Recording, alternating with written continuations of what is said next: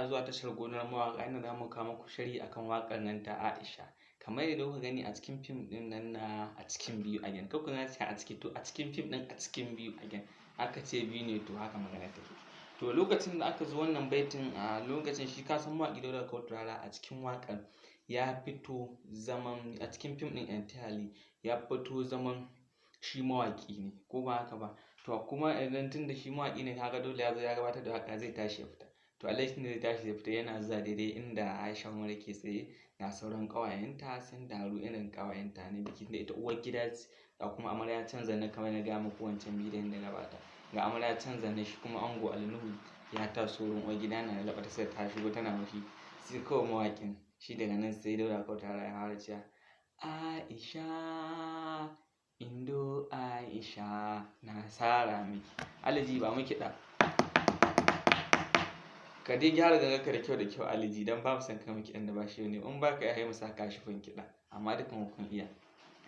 Gimbiya mata sun riƙa sun ƙyale miki Aisha, Indo Aisha turmi shanaka.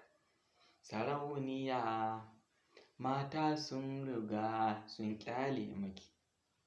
Uwar gida ga na gabanki har na duƙa miki.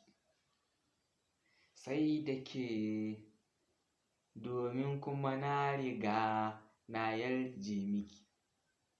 Garkuwa maza take sanar da ni komai zan miki. To tun daga nan za ku lura da cewa dalilin sa muke muku sharhi a kowace waƙa, nan inda kuka ya ce uwar gida ga na gabanki har na duƙa miki.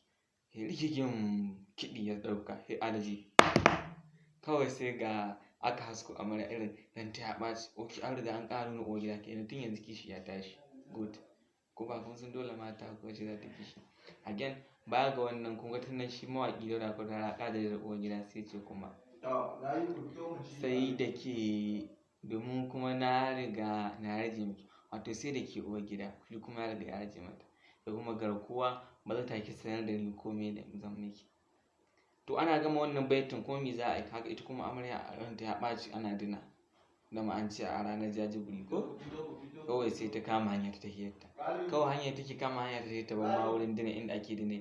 Shi kuma sai a sake maido wannan waƙa inda ke cewa gashi Jamila ta yi ɓari a ranar jajibiri.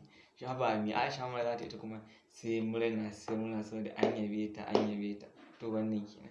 Kada ku manta ku yi mu liking, comment, subscribe and share to your audience, share to your favorite. You can cut some portion and put it in your TikTok, Facebook, Reels, Instagram and so on.